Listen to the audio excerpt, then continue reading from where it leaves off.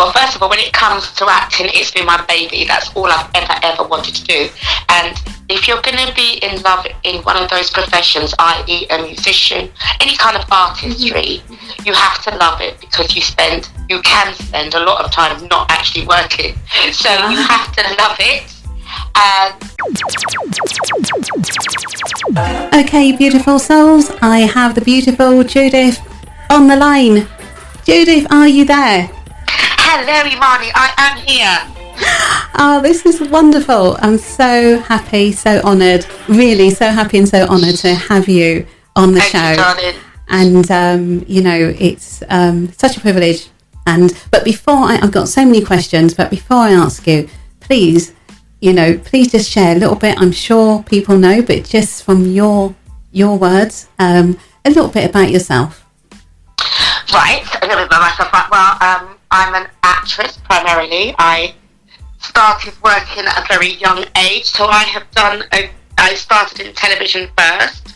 I went to a place called Black Theatre, which was in Islington at a very young age, and I say young age, I was in secondary school, very early in secondary school, so I was about 13 when I actually started down there. And I've been very blessed to have got a few series that I went into. So I started at 14, I got my first professional job, which was a BBC job. And then I was at school and I'd done several other jobs, and I left school to do Angels. Then I went on to work with Black Theatre Co-op, do my theatre productions with them, and then we devised No Problem, Angels, EastEnders. And Phoebe Crew. Yes, I've done a few bits of work. Yes. Oh, wow. And you know what I want to ask you, Judith? What was it like? Obviously being 14, that's so young. And what was it like? I mean, and what inspired you to go in? Was there something or someone, or what inspired you to get into acting? I've wanted to be an actress since I was at primary school. It was just, everybody got their little thing that they want to do. That was my little thing I wanted to do. And I was in love with Betty Davis and Joan Crawford. They were my two superstars. And it's so funny that those were two ladies that I fell in love with. Did I know they had a history? Hell no. Only as an adult did I know they had history. But they were the two women that I adored as actors on the screen. But the one that made me realise it was possible for me was Dion Carroll. There was a series called Julia. I thought it was Nurses, but it was actually Julia. She was a nurse in it. It was Julia, and we named my little sister after it. Or Julie, because Julia, she named such it was Julie. And when I saw her, I knew then, hey, I could do it, because there's a black woman on that telly, so I can do it. Oh, wow. And so you were inspired by that, and that's amazing. That's awesome. And as you were just reeling off who's who there with all those shows, because this is what we all were watching, and we all saw you and loved you in what you were doing. And your career now spans is quite a few years, and you're still doing your plays and your films and what have you. And what I would ask you, what sort of what keeps you, what makes you so strong and keeps you really motivated, and not only motivated but really good and current with what you're doing? Well, first of all, when it comes to acting, it's been my baby. That's all I've ever wanted to do. And if you're going to be in love in one of those professions, i.e. a musician, any kind of artistry, you have to love it, because you can spend a lot of time not actually working.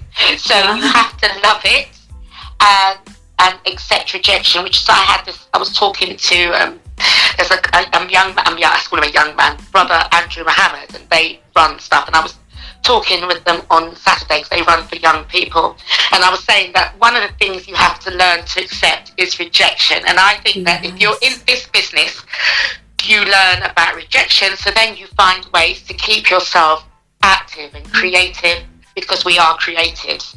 So I first started with a live chat show called Judith Jacob Yabba Yabbas with Friends. That was my thing. So that was me keeping myself busy in the world that I want to be in and doing something that feeds my soul, i.e. I've got a few people that's in the public eye that I personally know, and I know that what we see is people's end journey. People don't realise the work they've done to get to where they are now. And I really wanted to expose the work that people have done. So that was what my Yabba Yabbas was about. And then I worked with the BB crew, which is myself and Suzette Llewellyn, Suzanne Packer, Josephine, Melvin and Beverly. Michael's Janet Kay was part of our crew. But as always, anytime we decide we're going to do something, that's when Janet gets work. So we've decided that we must be a really good thing for her, because she ain't working until we decide we want to put a project together. And she's on the project, and then all of a sudden, because she gets paid properly to sing and do her thing, so all of a sudden she gets these offers, and we're like, okay, well, we can't fight with that because we want everybody to be able to feed themselves. So it's like, okay, well, she can't do the show. So Janet will always be a BB crew, but she's not in the BB crew anymore because she's just been too busy for us. So we are writing and still doing stuff. We've got a play, but we don't know how long that's going to be before we can go in the theatre again. What's that going to look like? So we have a play that we're ready to rock and roll with as long as we can get it into a theatre. And we're writing a project for television, but that's just, you've got to be in it to win it, but we also know that television is loads of hoops and circles and fire rings that they want you to jump in on our own and think, but doesn't mean we're not going to go for it. It's just that the theatre stuff, we know we can do that easily, but we have definitely got a project we're writing for television. And, when you're writing your plays, your projects, where does that inspiration come from? Is it true life, or is it the imagination? Does things come through in that way?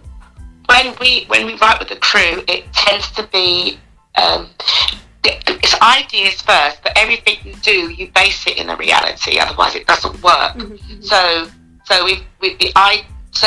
we start with an idea that may seem. Let's say we think of something like swimmers. So black people swimming. You would automatically think, well, that's not going to happen. But what we do is we put clothes on it and make it real. And we had this idea, and people thought it was a real team, and it wasn't. It was just an idea we had. So it starts with an idea of what you'd want to talk about, and then you flesh it out. Yeah, I like that. And it sounds to me as well as though you have, specific people that you find that you're able to, resonate with, and ideas come, and you both, you all come together with the same, end result, but different elements. Yeah, the thing is, some people are excellent at writing it by themselves, and I have done that, and I haven't finished it. But when you're working with, I finished it, but I needed another draft, and that was hard. But when you're working with other people, it pushes you. You have deadlines. You are committed to somebody else. So it makes you do stuff. Like, I've got to read something that ordinarily I would have just thought, I can't be bothered. But I am going to find the time to read it before tomorrow when we meet up again, so that I am versed in what it is we're talking about. So working with these, and it has to be people you respect, and I respect these women. We've known each other forever. I mean, over 20 years we've known each other. So we've got to the point when we first started working with each other, we were all kind of high-profile people in the public eye, and our egos was probably a little bit high with it as well. So I told myself, I know that if I said something, I thought my idea was bleeding fantastic, and what are we discussing? Why ain't you just taking my idea? That's the arrogance, right? And now, I said, when we met up, we started working again about 6-7 years ago, probably even longer than that, when we came back together again, because we had a lapse and people all done their own thing, they had children, all kinds of stuff. We came back together because we were asked to do a project, and that spurred us back on again. And I know we've grown up, because I will still have my ideas, and somebody else will say, well, I think, what about this? I go, oh, yeah, that could work, how about now it's listening, and I know I've grown up because I'm listening now. Wow.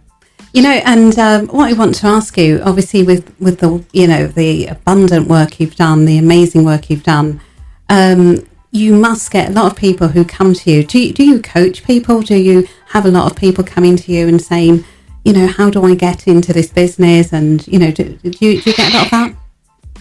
Yeah, I do get a lot of people asking me those questions. I don't coach. If somebody asks me, I will give them whatever I can give them, which I'm kind of out of the loop in lots of ways. I've had to learn from my daughter, who's also an actress. An actress trying to get herself out there, but she's still an actress. And but she has showed me there's all these I only knew about you have a physical agent, they do the work, and that's it. But they look for stuff, they send you up for auditions. But no, you can go on things called what's the one? Star Now. Oh yes, yeah. And that's an online thing. There's another thing called Mandy. It used to be called Casting Call Pros, now called Mandy. Mandy, at least you can get paid professional work. You pay them yearly and you can get jobs out of there. Star Now, I think some's professional, some's not. Again, I think if you pay, you'll get some professional work from it. And I'm sure there are other ones out there, but those are just the two I know about. Because I only know that you get yourself right after at least 7,000 agents, and maybe 2 may respond to you. So, right. that's the world I know. Judith, what I'll ask you is, and you may or may not have an answer for this, but obviously you have been in the business for a long time, and that is not usual for most people. What is it? What is the thing that you have? What's the one thing you have that you feel has been that driving force that's kept you in this type of business? My love. That's exactly what keeps you in it. Wow. Because there are so many times when you feel like a fake, mm-hmm, that you're a fraud. You're not not even good. I don't even know why you're doing this. You're not even good, because after you've not got your 40th audition, you really start to question yourself. Why am I here? And again, this is the beauty of having fellow actresses or actors who are in the same boat as you, same age group as you, going for the same sort of world. And when I had a little bit of a meltdown, I went in for a meeting we were having to do some writing. It was just me and another actress. And I sat there going, I don't know what's going on in the world. I keep going up work. And then all of a sudden, it was all about her. And she was talking like it was me, but it was her. She was saying exactly how I felt, but she just took over all my pain. And I realised, it's not just me. And then I ended up going, all right, you're okay. I was comforting her. And I wanted that. I wanted it. I wanted her to tell me, you're okay. You'll be fine. But I ended up saying it to her, you're okay. You'll be fine. And then I realised, okay, Jude, you're not alone. You're not alone. And that's the beauty of it, is when you realise you're not alone in this feeling. And you just need it. I think you just need little props every so often to just pick you back up when you just think, oh no, this is just silly, I can't do this. Wow. Yeah, so that's powerful. You're looking for someone to kind of support you, and then you end up being the comforter. And and she was doing me. She actually, what I walked into that room with, she already had it. And so she was just like, it was like I opened the door and then she just flooded out. She didn't walk in, she ran in that door and took him away. I was like, okay, that's fine. Oh wow. What I also want to, because obviously the listeners know you have a show here as well. And what about DJing? You're now, because you're multi-talented. You do so many things, and again, how do you keep up with it all? Because it's a lot. You know how it goes. You have to wear more than one hat. If you want to stay current, you have to wear more than one hat. And the good thing is, I don't put on any hat that doesn't fit me. I don't try to squeeze my head into something. If it's it's things that I have a passion for, so that I can. So it's things I want to do. I've been a very blessed queen in my life. I have things I want to do, I have done. And I have had very little stuff that's not what I want to do and spend my time in there. So I've been really lucky. Even with my little Saturday job I had, I refused to do the other jobs that my friends were doing that got much more money than me. They were working in hotels and stuff. I just barely cleaned my bedroom. I wasn't going to go and clean other people's hotel rooms. No. So I worked in a shoe shop, which suited me because we got little discounts and stuff. So I said, this is where I want to be. I was earning half the money they were earning, but I was happy. So that's what counted. And you know what? That sounds like you've just given us the formula for, being happy, and especially in your career. Because so many people, what you've just said there, so many people are doing something they hate, but they're doing it for all the wrong reasons. And what I'm hearing you say, first and foremost, love what you do, because what you do, you become, and obviously you don't want to. And I can hear that happiness in you. It's just there. It's real. So that sounds like a formula for, you know, enjoying what you do. But like I say, I have been blessed, because if I had to pay bills and I had no choice, I would do that job that I absolutely detested to pay my bills. But it will be just a moment of life that I can get to what I want to really do. But, you know, I ain't going to starve myself because I ain't doing that job. When I was living at home, I could do that. But when you come out from your parents' yard, you have to fix up. It's true. It's so true. Oh, my God. Judith, I want to ask you about a gentleman that, you know, we both know, and I know you knew him very well, and he spoke very highly of you, and I want you to talk to the people about Brother Dougie. What did he mean to you, and what was your friendship? What do you remember about that friendship? So much. Brother Dougie, right. I tell you, the first thing I would say is the picture that was chosen for him to represent him no longer in this world was him. That smile, that generosity of soul, and I mean soul. He was one of those men that made you feel special and important, and elevates you. And I was having a chat on the radio, because he listened to my shows, and I was talking to a brother, and we were talking. He goes, "Yes, man, I like the way you said that. You really came in and you did this and you." I was like, "Really?" It was all that. He goes, "Yes, no." I thought it was okay, but he made me feel like, "Yeah, you done a bad interview there, Jude." I was like, "Oh, yeah, right." So I took that on, and he loved discussions. I would say debates, and Tottenham Green Leisure Centre, we used to have our steams in there, and it was a Sunday afternoon. We hadn't done it for ages because my timetable changed, but we used to meet up in the steam room. It wasn't deliberate. He was there, I was there, and another brother, Mark, was there, and a topic would come up, and we'd debate it, and we'd go in. And I love debating, because I love a debate anyway, and I'm passionate, but I like to listen. And we had another man that joined our debate, but he didn't understand the rules of debate. He would get himself walk up, vexed and everything. And then Brother Dougie just looked at me and went, "Let's leave it, Judith. He's getting too upset. Let's leave it."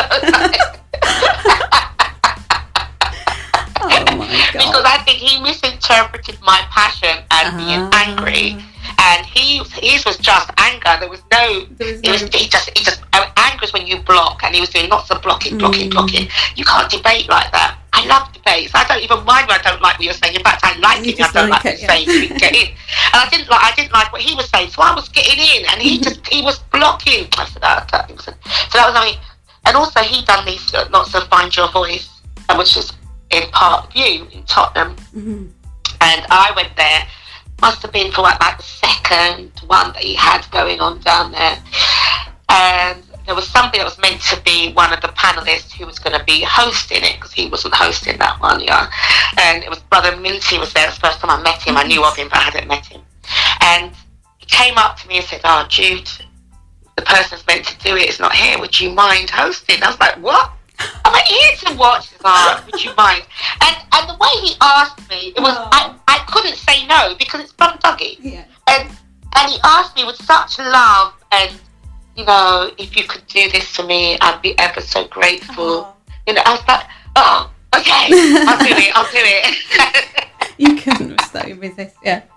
Oh. I think that's one of his skills. You know, he could just make you go, "Oh, all right then." He was. I love that man. I miss his body. I miss his spirit. We went out to a rave in Tottenham Green. I think it was Jemmy Magic was playing there, something. And I met him there. And we were chatting. I knew he was going to be there. I was going to be there. And then I see him give his Guinness to some woman, some random person. And then he said to me, "That woman, right, she just said to me, 'Can I have a drink?' And I said, 'What do you say?' He said, 'Well, I've got a Guinness, you can have some of this.'" And then she took my Guinness and she didn't bring it back. Wow. I said, "Don't get your Guinness." just there. No, she must want it. Let her have it. But he's not talking about it. He's just trying to make me laugh. Because he kept saying, she's still got the Guinness, she's still got the Guinness. Oh, wow, that sounds so like Brother Dougie. Oh, my goodness. Wow. It is. I talk and I still don't believe I'm talking about him in the past context. I know, it's so... You just can't imagine it, can you? No. I mean, there's been a few people and some people that are very important, that you've known and stuff. But he's really, even as I speak to you now, my heart is like, nah, this isn't even right. It's just not right. But the beautiful thing is that he dies in his sleep. He was taken by his ancestors and he wasn't dragged away in pain or any of that stuff. And that gives me comfort. Absolutely. Judith, what do you think Brother Dougie's legacy is? Because, there was that wonderful celebration of his life on the 6th of May. Wasn't it wonderful? It was beautiful. And how many people did he touch? I mean, that screen was constant. I know. With people sending, they want people, because we couldn't be there. We couldn't physically send our brother off to the next realm. So people were sending all these messages. And it was a constant stream. My man, I touched people all over the place. I think that's probably going to be one of his legacies, is that he touched people, but he empowered people. Definitely. And he talked the talk and walked the walk. He was there for his African people.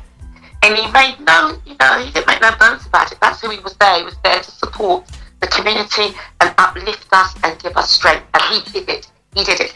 There was, on the corner, there was a music shop on West Green Road called Body Music. And it was there for donkeys. And then they wanted to put a betting shop there. And he done this one-man soldier. I was like, no, it's not happening. He got his signatures on his teeth, and it never went there. They ended up putting a Costa there. They did put a betting shop, but not in that prime position. It was somewhere else. But I loved, that was the first time I actually was aware of him, was this one-man bandit trying to stop. I was like, I love that. Yes, you're right. We don't need any more. Yeah. Wow, that activism. What about his seminars and events? Were you were obviously part of some of them, but what did you think of the different things he was doing? He was into health and, like you say, business in the Black community. But that's what he did. That's what I was talking about with his Find Your Voice. That was about uplifting the community in all senses. I went to loads of them, but one of them was about trusts and wills. Oh yes, and that was, how many people have left the world without leaving wills behind? But not just that, the trust thing is very important, so that you don't, because people with money know about trust, they put it in trust so that their children don't end up paying for the estate and stuff. And I say estate, just your yard, but some people, our parents and grandparents, bought places in stuff like Stoke Newington and Hackney that have become very, very expensive places now. So their yard that they bought for what may have been £50, £100 in those days is now in the $500,000, this money. And they could, and then that means that their children will be left with that bill if you don't put it in a trust. So that was one of the things that was an enlightening one, that one. But I just love anything to do with history, to do with that, just us. I just love learning about us as African people and helping ourselves and people moving it forward to what we can do to uplift and embrace and encourage other people. And that was him. Yeah, I would definitely agree with you. That was Brother Dougie. He did what he came here to do. Yes. And like you said, he went peacefully as he came. Yeah, he did. Beautiful. Judith, you are the patron of sickle cell anemia, and sickle cell cause. How did that come about? How did you come to do that? I was asked. I say the woman that runs it, Samantha. Samantha is they call themselves warriors, and they really are a sickle cell warrior. And so she has times like this time of the year is fantastic. When it's hot, they can move around and do all that stuff. And so Samantha asked me, would I be an ambassador? And I said, all right, let me tell me what you want from me, because I don't have my name in a lot of places, because I don't want to have my name out there if I'm not actually doing anything. Yeah. Or if my name on its own helps, that's fantastic. That if it does, I don't mind that. But I don't have my name all over the place because I'm not prostituting myself. But sickle cell is close to my family. As in my baby sister's not my younger sister, baby's still alive. The younger one, she had a trait, but she has so much stuff. She also had sarcoidosis, and I was also part of a sarcoidosis team, but I haven't heard from them for ages. But they were not faced with it. My mother had sarcoidosis, and so when I was asked to be, and this is a grassroots organisation, they fund themselves, they do lots of stuff, they fight hard for all that they want, just to keep their George Orwell, which is in St Anne's Hospital. They've had to go through some hoops and bounds, and it was specifically built for them, and they wanted to take it away. You're like, well, what? Wait. They don't even properly treat sickle cell. I mean, they're better, but they're nowhere near as good as they should be. It's not yesterday we've been talking about sickle cell, and they have just not invested enough into it. We should not have people dying of that nowadays. And we've had a young girl that was died because they didn't give her the right treatment. That's ridiculous. And because it deals with us as African people, because it's a grassroots thing. It's got these women and then a few men, but they are working their butts off, and all they want is my name with me to attend a couple of meetings. I can do that. And if it helps them to get more money in or to get their profile up, then great, I'm for it.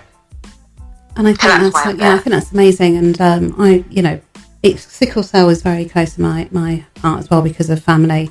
But I mean, I think that's a really wonderul thing to be a part of. And Supreme does a lot for them as well. He does on the video, and I'm not sure if Supreme has sickle cell himself, but he does a lot of work for them and with them, and but Supreme's another soldier. He is a soldier, Supreme. Yes, so he was that person on the 6th of May, along with Kendaki, I think. Kendaki, yes. Yeah, but he's a soldier because he does a lot as well. An unsung soldier.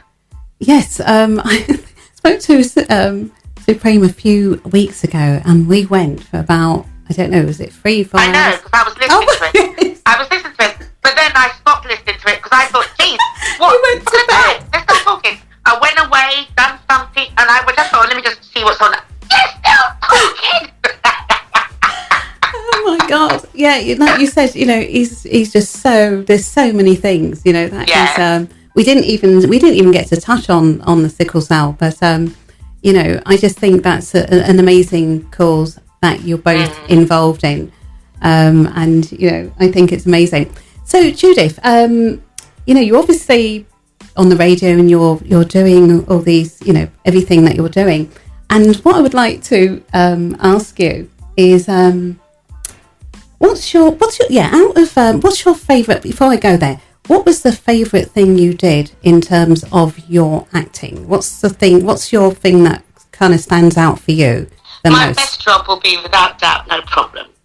Yay! I was working with my friends. They're my family today, Victor and Janet and Tummins. And we lost Malcolm recently. But they're my brothers and my sisters. We had the bestest time. For me, London Showpay isn't in the country, but we really, really, really had a ball doing that show. And me and Janet both got pregnant on our very last series on that one. Wow. So, we didn't plan it or nothing. It just happened like that. Before you come in, we'll get pregnant at the same time. No, we weren't that. But, it was. And also, because I'd done Angels before I'd done No Problem. And Angels was a nurses series that was quite national and it went everywhere. And so I was very much in the public eye. But when I'd done No Problem, it was like I'd be reintroduced into the public eye. It was just so funny. Because I'm like, I've done Angels for 3 years, but it was just mad. And it was because it was an African show. So there was the Reggae Awards. Tony Williams used to do these Reggae Awards. And we were invited along one year, the No Problem team. And I remember us walking in, there was all this bubble of noise going on. And we walked in as a crew together, and then it was silent. Oh. And then it was like what I've seen on the telly for pop stars. These women started rushing. But they weren't rushing for me, let me add. They were rushing for Victor and Tummins and Malcolm. So they had to move us into a room, which we sat in, and we were going, what what happened there? I don't know. What happened? I don't know what happened. What happened? Because we've all done jobs and we've never had that kind of reaction. Oh, wow. And then they took us out, and now we had guard security around the table, which I thought was so funny. But it didn't stop the girl then. I love women's determination. And I use love in inverted commas. Because sitting there with his girlfriend at that time, and sitting right next to him, and women were literally almost pushing her out the way to get in between him and his girl to talk to him. And we were just laughing, including her. We laughed. I was just a bit gutted that no man wanted to do that for me. Oh, wow. Yeah, women are a little bit more passionate about these things, aren't they? Run, bloody hell! They could have taken off their knickers straight away. They would have. It really was. It was a sight to behold. It really was. Wow. So no problem. I loved working with my friends, but I also loved the fact that we loved it. And I say we as Upping, we loved it. It was a show that was loved by a lot of people. You know, they always say, so yeah, of course it would have been. They always say it came from our generation. Yes. And that's the thing. And, you know, great shows like that. And people always ask this, you know, would there ever be either a one-off, you know, together, or would you ever kind of do something like that? Or, you know, would there be a part, you know? There was a talk sequel. About us doing a theatre version of it and stuff, because, you know, telly, as I say, it requires somebody in there to want it to happen. But we had talked about it, but Shows wasn't off for me. She's now wasn't in England, and sometimes people talk too much. You just need to go, yes, let's do it, write some stuff, and let's book a theatre. And if we book somewhere, we've had deadlines, we could have done it. It didn't happen. It doesn't mean it can't happen. Yeah. It hasn't happened. It hasn't happened yet. No, yet. Yeah. And it's funny you're talking about those times, because I always feel like, you know, now is fine, now is great, but I do feel there was something special about that time, and you know, that I think it was mainly special because we didn't have that much around, and I think that's what made it special. There just wasn't much around, and so when it came out, it was like, wow, we've got all these things. And what's happened since then is that we've amalgamated, and so we don't need to have specific programs. I'm very much tongue-in-cheek when I say that. But then now we have got the Family Lamb, so we must give props to what is out there now. And I think Family Lamb's funny. It's coming back with another series, I believe. And there was another, it wasn't a sketch show, but it was the Time Wasters or something, which was mainly black actors, African actors, but going back in time and stuff. So we've got some bits, it's just still not enough. So yeah, so we still need more, and yeah. And that's something you would advocate that. Yeah, we need more. We need to see more faces. Yeah. Oh, that's wonderful. What I want to ask you, is, you know, because you're very motivating. I've listened to your show, and you're fun, and you know you have, you know, serious topics, people coming on as well. And what I would ask you, what inspires, what motivates you, what empowers you? Because you know, there's definitely some sort of spiritual awareness there with you. I don't know. I think I'd had up until the age of, when did I start in theatre? I started in theatre about 19, and I was working with a man called Archie Poole. I would always give him props because we were doing an interview and they said to name your classic writers. So I named George Bernard Shaw and Shakespeare, and he started talking about Wallace Selinka, and I was like, who the hell is this? And he started naming these African writers. I'm like, oh, please. Wow. And I just thought, I thought he was a bit ignorant. And but bless him for not seeing, because if I saw me at that age, I'd have just slapped me and just leave her alone. But he didn't do that. He just thought, gee, this girl needs help. She needs some serious help. And bless him, he took him into his yard and he said, choose a book, any book. So I picked a book, Destruction of Black Civilization, William Chancellor, 2000 BC to 2000 AD. And that was my first book, my first African book. So I've read books all my life. I've always read, but I hadn't read African books. And I read that book, and it was an eye-opener. Then I started to devour books. And my knowledge of self became very important. And in my knowledge of self meant my knowledge of me as an African person. And so I started to change my language, and because people say, oh, whenever black people do this, they never do that. And I'm like, okay, so are you not a black person? Are you that person you're talking about? No, well, if you're not that person, why is everybody that person? How can you not be that person yet? And I said, I'm certainly not that person. So there's two of us standing here right now who's not that person. So don't do that. Don't generalise. Because you get those same people in every nationality. It's just that because we live in this society, our community, we see it. But if we keep perpetuating it by verbally saying it, then we are keeping it in the air. What we should say is, there are a lot of people that's doing good stuff out there. Let's focus on those ones. And not bring the other ones, because then we're giving them too much oxygen. And I don't think we should give our oxygen to the stuff that's not that's negative and not. We need to acknowledge it. Don't get me wrong. I don't want to live in no cuckoo land, but there's no point in giving them all that oxygen when you've got all those people that's doing such good stuff. Give them the oxygen so we can build them up. Because if you don't want to follow, that's your business. I'm not there to force anybody. But the ones that are doing it, let's back them. And it's another thing I've got to be in my bonnet. It's like, somebody's already doing something and they're doing it, but you decide you want to be the king of your own castle, so you're going to start your one. Don't join up with that person. You can still have your own name if you need to, but join it, give strength, build them up, make them, you know that's what they're doing. You want to do that same thing. Talk to them, reason with them, see how we can work together. I'm all about that, teamwork. Yeah, I love that. And I love that, you started as you did and you loved it, because it's like when you started reading the books and you found, you found you in those books. Yeah, I got found in all of these amazing people, Van Sertima, Yochanan. These guys are just like giants in history and what they've written. And yeah, man, I've been very blessed that I've got some beautiful people who took time with this ignorant child that I was. I'm sure you weren't. But, Judith, how important is it for our young people today to be, to have access and to know, have that, what you had, and know who they are and know about their history? And everybody needs to do that. I think we're probably one of the few races who don't empower ourselves as a whole. Yeah. There are people doing it. That's what I'm going to say, as a whole.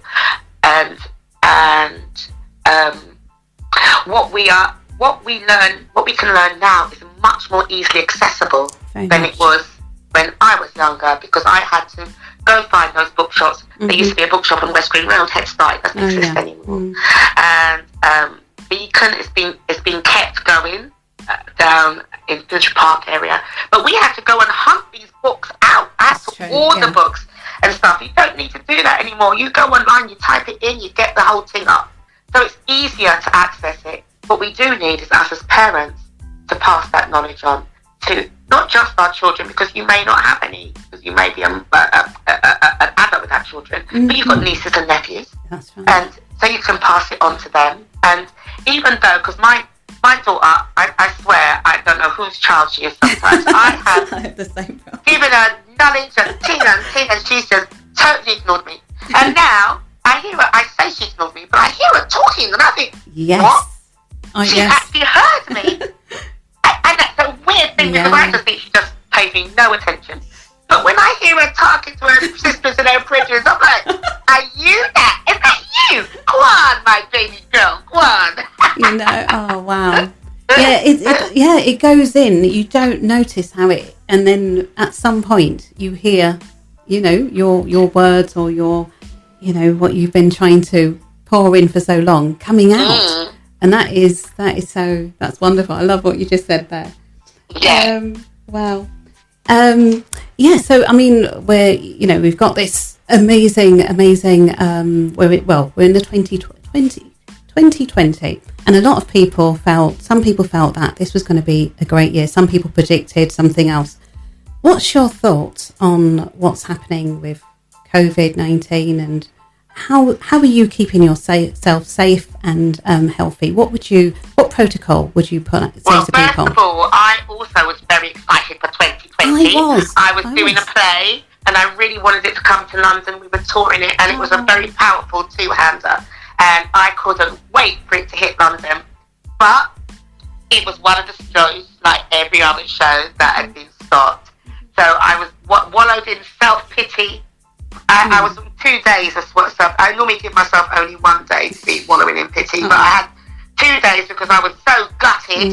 I had to have another day of wallowing in my self-pity.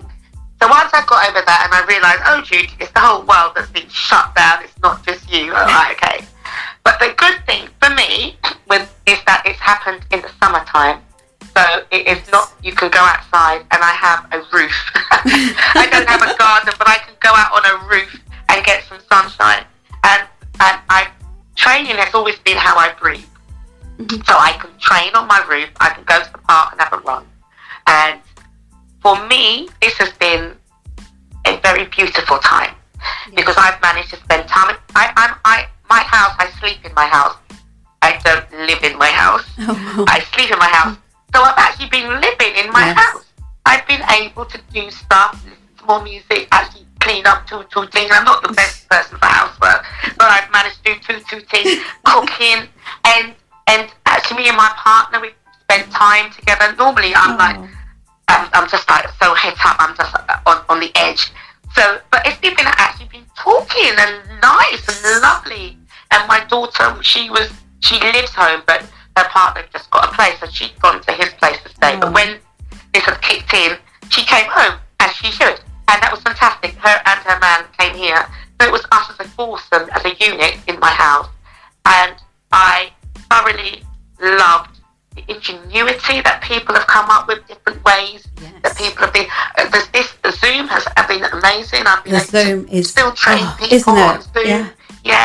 Spell train. That's how we have our meetings, and that's and this lockdown has meant we've been able to write, all of us, because we've got one girl that lives in Wales, another girl that lives in Westcliff, and when we meet up maybe it's like once every 2 weeks or 3 weeks, maybe not everybody, but because nobody's working, we've been able to meet every day, Monday to Friday, 10 till 1, and knock this stuff out.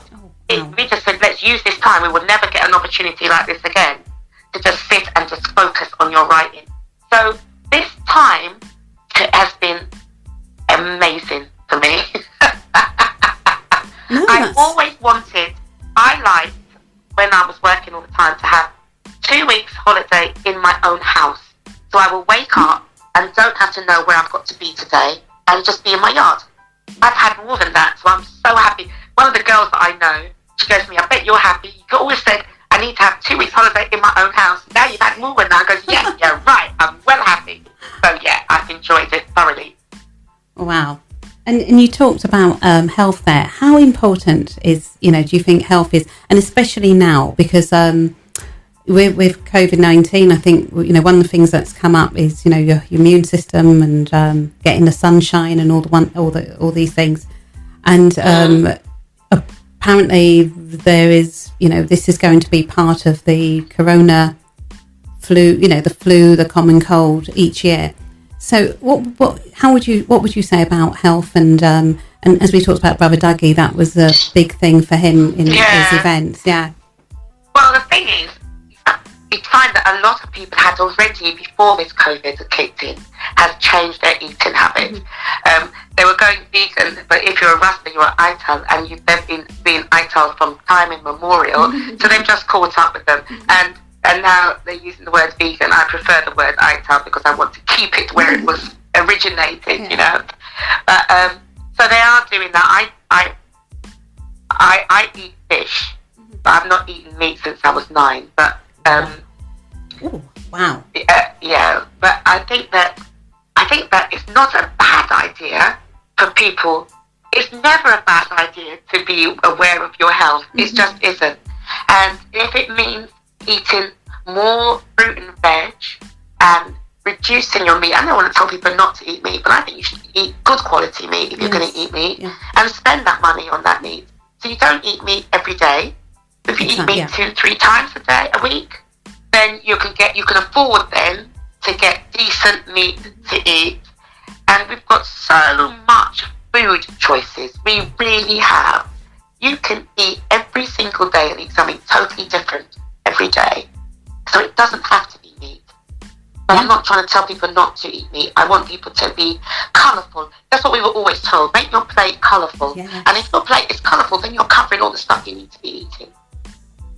That's awesome advice. Awesome advice. And we've always lacked vitamin D as well. From time when I was ill because I had an overactive thyroid. One of the things was I had low vitamin D. My sister low vitamin D. And you'd find most of us melanated people, our sun, and I was reading, because we were born for the sun, we are children of the sun, and because we live outside, our skin was made it harder for the sun to go in, because we had to, that's what your body does, it protects you.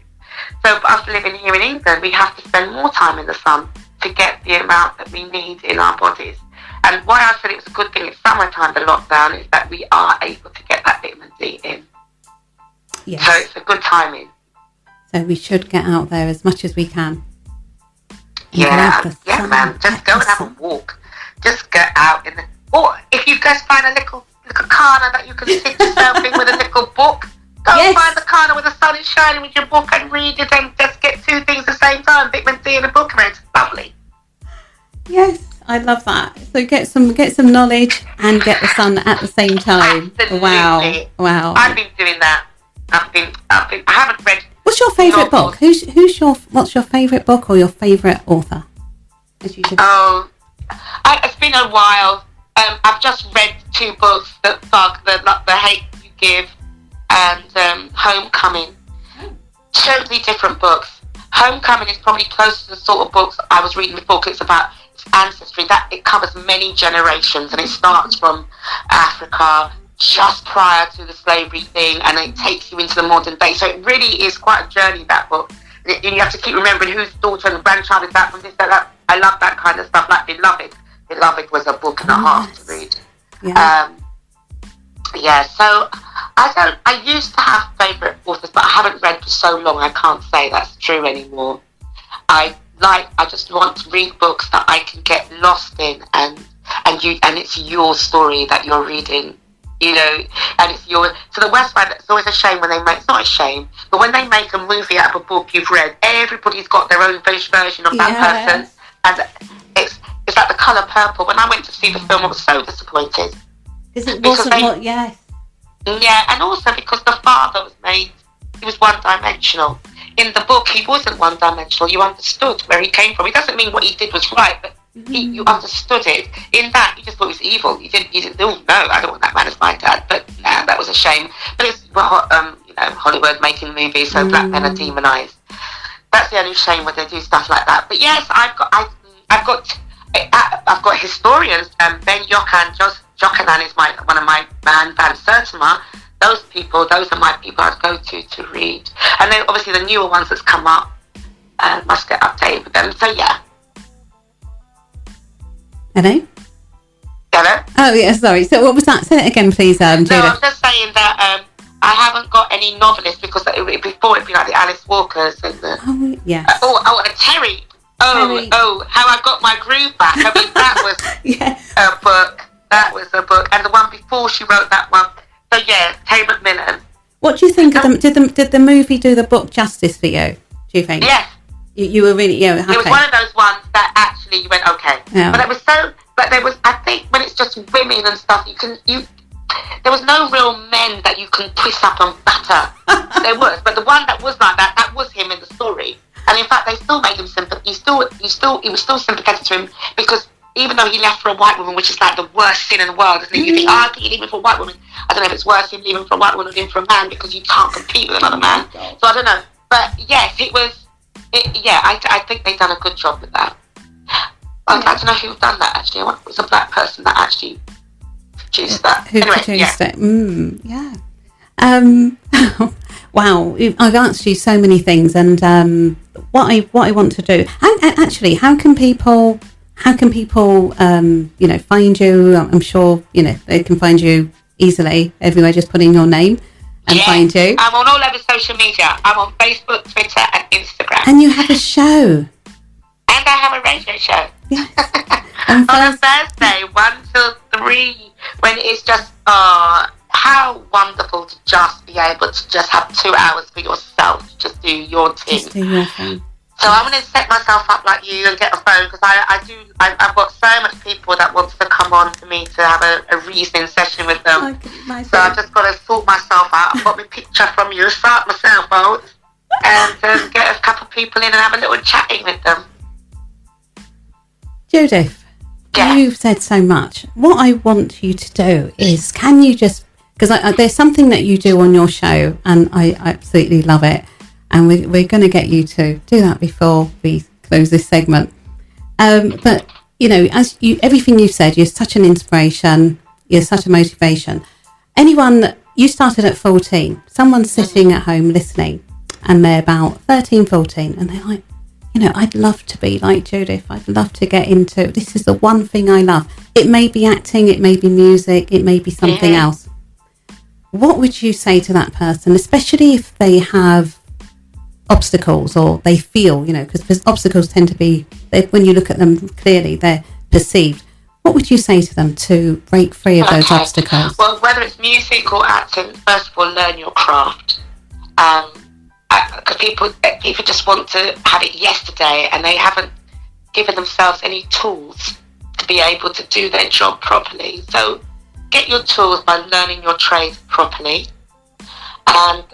And yes, there may be financial obstacles, I think is probably the biggest ones, but there are other outlets, and you just have, and as I say, the internet makes life so much easier to find people that are doing things. I know that there's Black Arts Production, and they're in Tottenham. They were doing adult stuff, but they tend to do for young people up until maybe 11, 12, the age group. But there are other people. There are people out there that are doing drama workshops. Find the ones that's closest to you. There may not be any right on your doorstep, but the closest to you. And if it's a financial thing, then you have to find your best auntie or uncle and say, look, you know, I'm willing to clean that skirting board for you that nobody wants to do, and you give me a little change. You find a way around it, right? You find a way to earn the money, because people like when young people say, look, I want to do this, and I want some money, but I'm willing to earn it. And you don't even, once they say that, you go, all right, then you ain't even giving no big tip. But the moment they say that, you think, yeah, okay, that's great. So learn your craft, find a way with family and friends to help you to get there if it's a financial thing. Check out the internet, because they've got so many stuff out there. There are stage schools are expensive. But if you can do that, and I don't know if there's grants, there may be grants, I don't know enough about that bit to know, but you can investigate to find out. And I will say what I said at the beginning is, if you can't accept rejection, step off. Step away from the door, because if you can't take rejection, you're going to end up in a mental home, depressed, all kind of thing, because that is number one thing that's going to happen to you in this business. Wow. And wow. So, and do you feel that that's the majority of people who don't make it like you've done is because they couldn't cope with the rejection? Mostly. It's that or standing the course. I mean, you know, rejection's tough. I'm not going to underplay rejection, you know. Rejection is tough. Mm-hmm. And especially if it's one of them jobs that you really wanted and you thought you'd done a good job on. And, you know, I'm talking from personal experience when I say that, right? Mm-hmm. And you've gone up for 3 recalls. And now you're thinking, I've got the job. Mm-hmm. And you don't get it. Sure. Anyway, that is part of the thing that we just got to accept. I don't know. I think that sometimes with my girlfriend, who came out and stepped off the game, she just didn't like the idea of not being in control of her destiny. And you're not in control unless you're doing stuff yourself. Mm-hmm. You're waiting for that phone call from your agent to go for a job.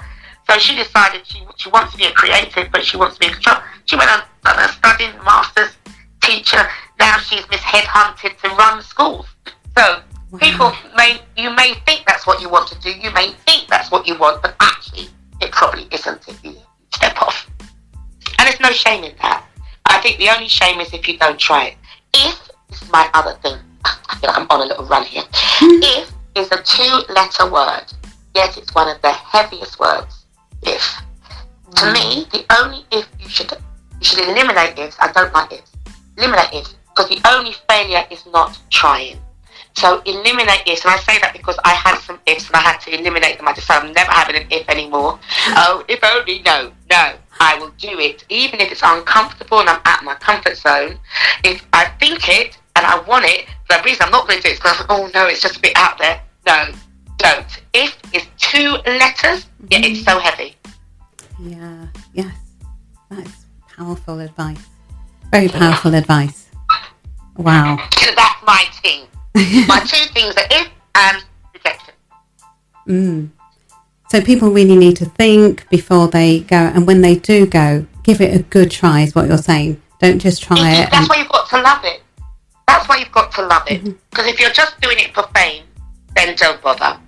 It's not going to... You've got to love it. You've got to want it. You've got to... It's like, you know, DJs, they've been around. Not all of them are out getting the plays that they want, getting out there where they want to. But they love it. So they're going to play their music for no money for a little while to fill up themselves as much as they need to. Same thing. You've got to love it. If you don't love it, then you're not going to be able to take all the pain and stuff that goes with it. When it's good, it's good. When it ain't good, peace and peace. And I suppose in everything that you're doing, any job or what have you, there is going to be the upside and the downside, and it's just different. And you know, and you just got to decide what you can cope with. Is what I'm hearing you say. It's mental health, isn't it? What you can cope with. There's no shame in stepping off that plane, baby. You go, this is not doing me any good whatsoever. Walk away. Walk away. Oh, wow. And you heard it from the beautiful Judith Jacob, who is on Conscious Radio on Thursdays 1 till 3, and definitely, you know, an amazing, talented actress who's been, you know, doing her craft for such a long time. Amazing. And you just, you know, you're just got that amazing personality. It just comes through everything you do. You can hear the love and the care that you have for your community, and I think you're amazing. Now, I wanted you when you do your show, you do a sing along, but the only thing is, I don't know if you can hear, if you're going to be able to hear the song. And what I'm going to try and do is put the song on and see if I put my headphones, maybe you can hear it there. So let me know if you can hear it. So. Okay, go on. And it's wow, that was amazing. Oh my God, Ms. Judith Jacob, this is a wrap. Thank you so much. This has been amazing. Thank you, my darling. Anything you want? Do you want to say anything before you go? Or, you know, I know I've taken so much of your time, and I really appreciate you taking time out to be with us today. I really appreciate it. Absolutely fantastic. I thoroughly enjoyed it. And just tune in to me on Thursday. Yay! And we will do it all again. Thank you, sweetheart.